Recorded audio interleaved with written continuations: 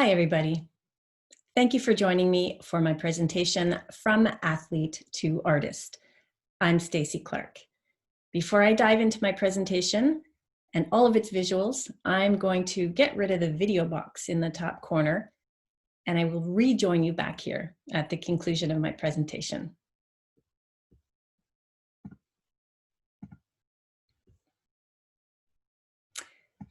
A little bit about me to kick things off. I was a national level gymnast in Canada. And at the conclusion of my amateur career, I moved on to university where I completed a media arts degree. From there, I dove into the world of business and ultimately a creative agency. I was working in marketing and communications. That's where life took a left turn. I discovered the circus. Like a lot of athletes, I had stayed in shape and I really loved being active. So when I first tried flying trapeze, I loved it. That was the beginning of a 10-year career as a circus artist and stunt performer. Given that I got started a little bit later in life compared to some, after that decade of traveling and working and having the time of my life, I had the opportunity to join Cirque du Soleil.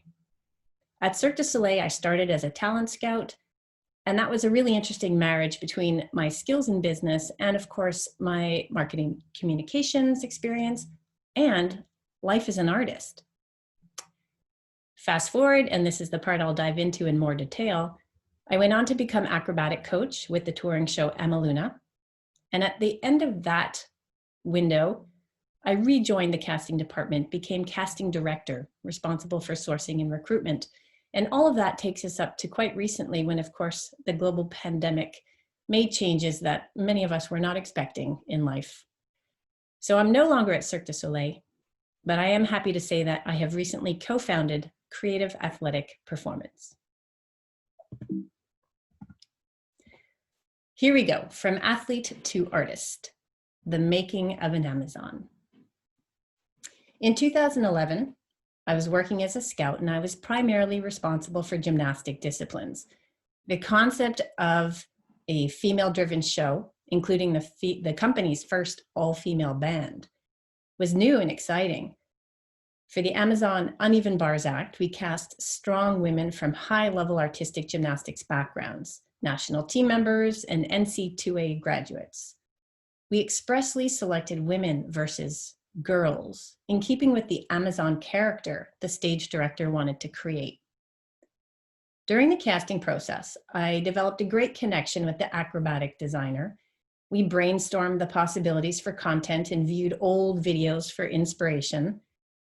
This led me to joining Amaluna as coach, a position I held throughout the creation and for a year of touring.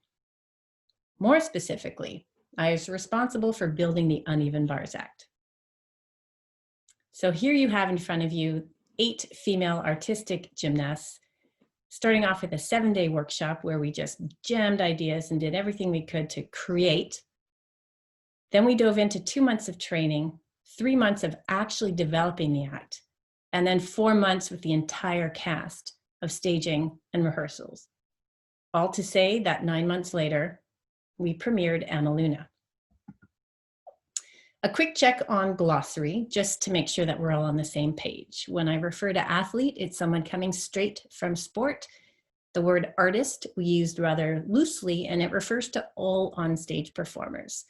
Coach at Cirque du Soleil has a little bit of a different meaning sometimes than traditional sports environments, simply that the role itself is different, but it does encapsulate head coach, acrobatic coach, artistic coaches, artist coaches, and act captains. On tour and even on resident shows, the role of coach differs in that as professionals, the artists are expected to have a good level of self-regulation and self-management. The role of a coach on show can include mother, sister, friend, guide, manager, sounding board, technician, spotter, artistic director. You do a little bit of everything, but of course you do nothing alone because you're working with a whole family of really high level, creative, collaborative individuals. Jumping ahead, we have acro designer, that's acrobatic designer, the person who is responsible at the inception for the conception, the idea behind the act. When I refer to training, we're talking about the physical preparation, the drills, the skills, possibly something that's about as close to what we know in sport, in fact. But there's also that piece of exploration and invention. Act development, that's really the time dedicated to building the act itself. It's the evolution of acrobatic phrases. It's the inclusion of character into a more structured format. It also includes music as the compositions evolve, as does the testing of costumes and accessories. We have regular checkpoints that provide a forum for feedback. And then everybody from the show director to the choreographer to the makeup designer begins to see their contributions in context. The creation window, this is a broad term and something that we use at Cirque du Soleil, but not exclusively there. The broad term for the entire period of show creation, from inception to final lion's den and employee premiere. When staging and then rehearsals start, acts are expected to be evolved enough to be run in technical conditions, lighting, sound, cues, choreography. That gets us closer and closer to the realistic show conditions. And then very quickly at the bottom, we have classic and FIG or FIG, and that's what we named our bar structures, because of course we didn't use typical uneven bars. We used the rails, but not the structure itself. So the old school uneven bar setting is what we called classic, and FIG is what we called today's wide spaced bars. Quick little video, it's not that quick. It's actually the full act of the Amazons performing their uneven bars act. Let's see if I can make this click here. No, we'll try that again. Here we go, enjoy.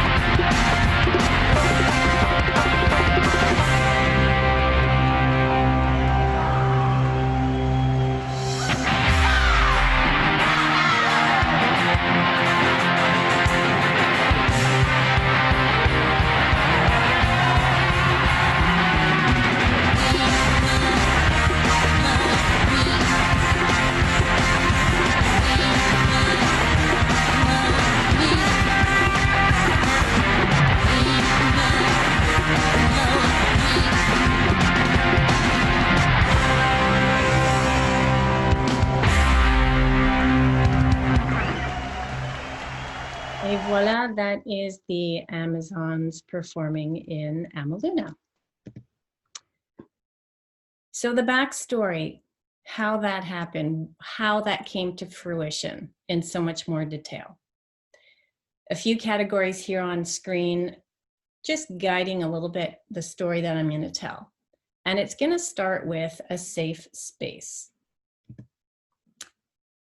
The Love Circle was an exercise I initiated in the early days of our trainings.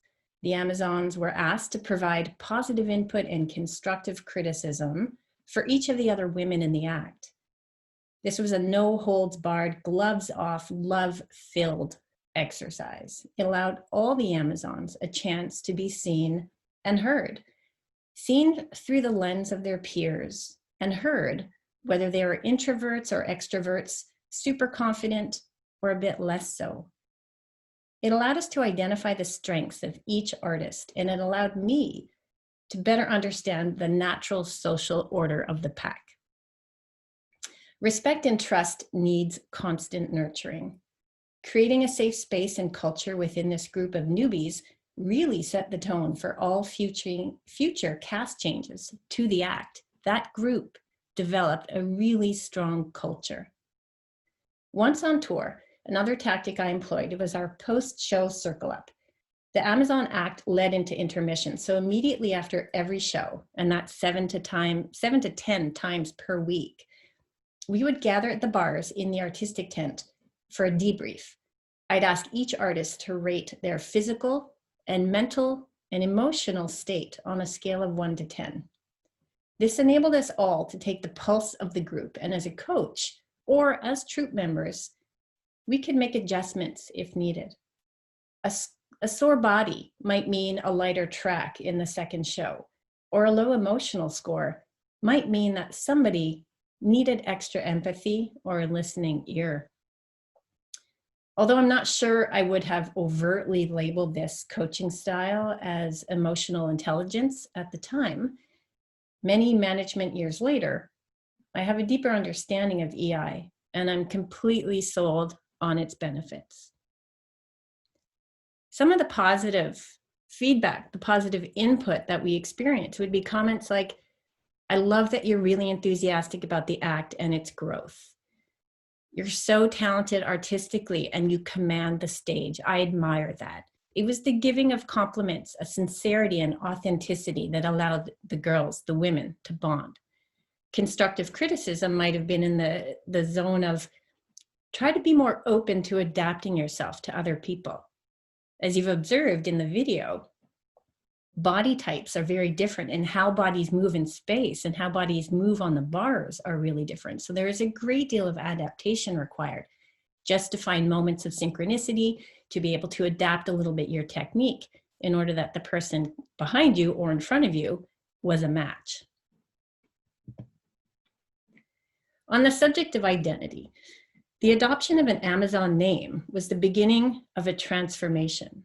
This group was given extra training time as compared to some of the other artists on the show because the group act was being built from scratch on a newly designed apparatus. As athletes with limited artistic experience, a good amount of attention was given to developing their curiosity, presence, movement quality, and overall artistic openness. Cirque du Soleil is well known for its jeu, dance, drumming, and acting classes. All the things that typically I've heard in audition from athletes is what gives them the most panic. It instills fear in so many of them until they really start to explore that side of themselves. To embrace their characters, the Amazons also had to adapt, excuse me, to full body costumes, including headpieces and props, which you can see in the photo. As time passed, the distinction between training time and act creation became even more evident. New costume pieces would appear for validation, and makeup designs were practiced and worn all day. The Amazons began to swing on the bars with intention. Combined, these are the ingredients and guidance which allowed the artist to fully explore the creation of their distinct and authentic Amazon character.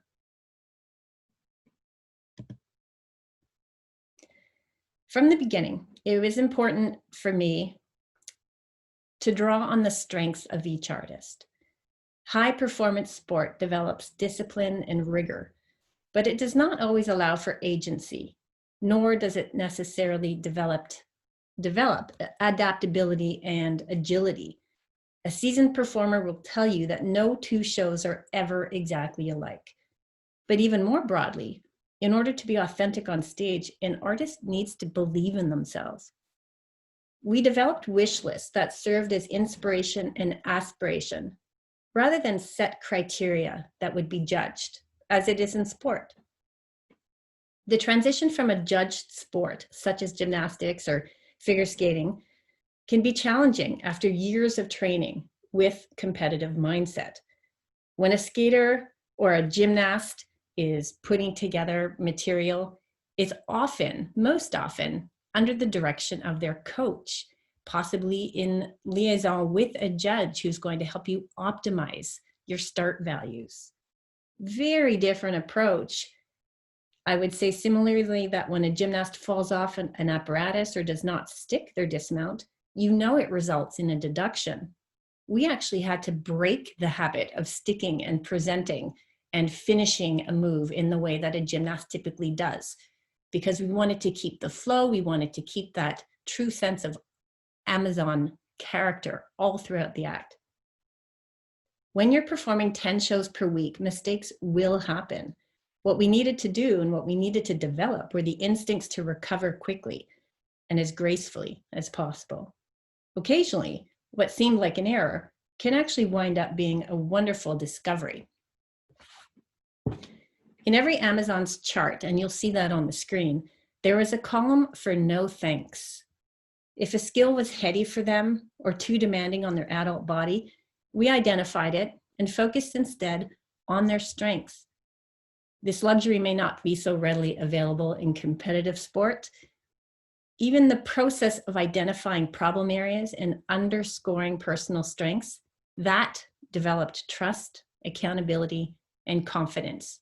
So there was an end goal, but there was also the process. Here's a quick look at our training.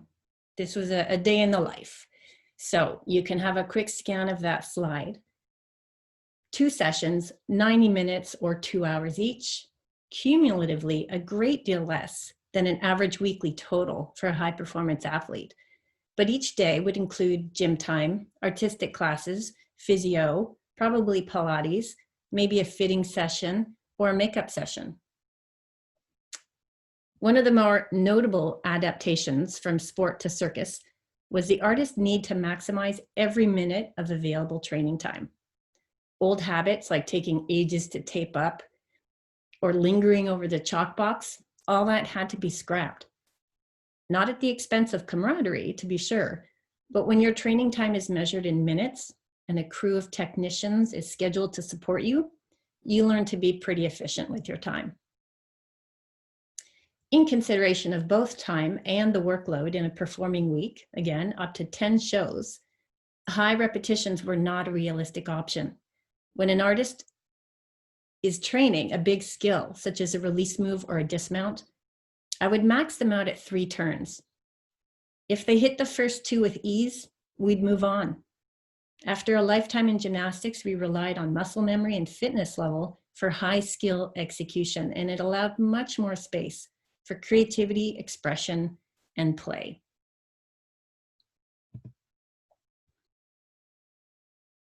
Here's a look at act training and act development,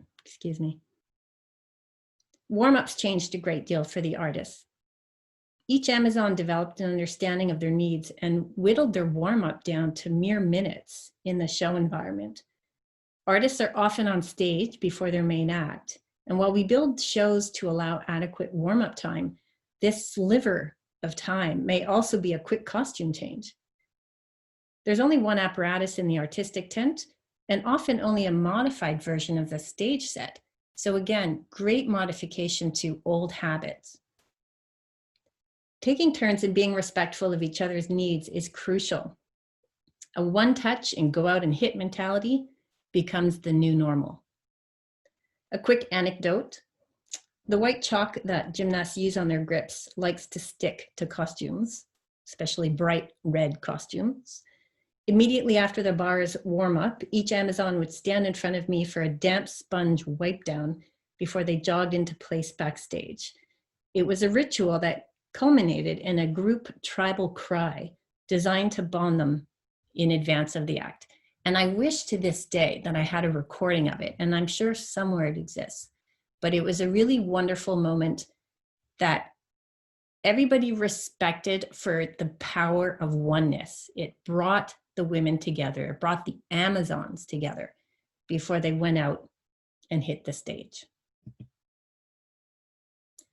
The creation model is a giant team effort where a coach will be asking questions of the artists, inspiring creativity, nurturing an open and safe space to contribute ideas, thoughts, feelings, and coach while you're at it. So too will any number of other key players. There's a stage director, a head rigger, the costume designer, the choreographer, the acro designer, the executive team. The schedule's full and the tensions can run high. And I can tell you that expectations run even higher. Artists are immersed not only in their principal act and its physical demands, but a multitude of other acts and onstage appearances. They may miss home, they may be tired, they may be breaking up or in the honeymoon phase of a new relationship. In a perfect scenario, these emotions are channeled into their onstage performance. The transformation from athlete to artist is a wholly unique experience. Pacing is individual, and there's no guarantee that the effort will be a success. Whether coach or creator, knowing when to push and when to pull is crucial. Premiere is but one milestone in what can be a lengthy and evolving performance career. From athlete, this was International Gymnastics Day on the left. And of course, just the gals doing their normal goofy warm-up selves in the artistic tent. To artist.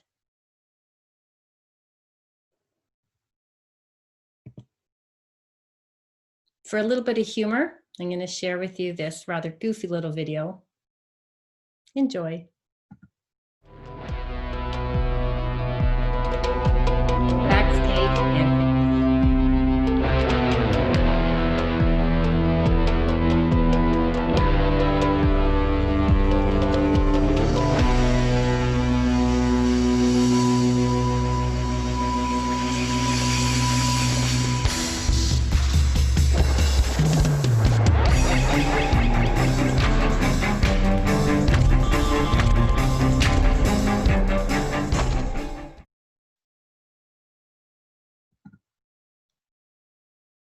a few thoughts on what I learned. Athlete and artist are not mutually exclusive.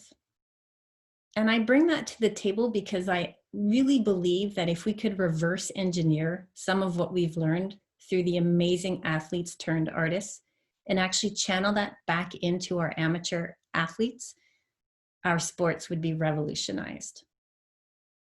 In performance, focus on intention and authenticity. You can tell in every photo, and you're looking at a photo currently of the original Amazons, along with Rob Bollinger, the acrobatic conceptor, and me. You can tell that they are all different body types. We had a certain commonality in skill level, for sure. Foundation, yes, solid training, but very different movers.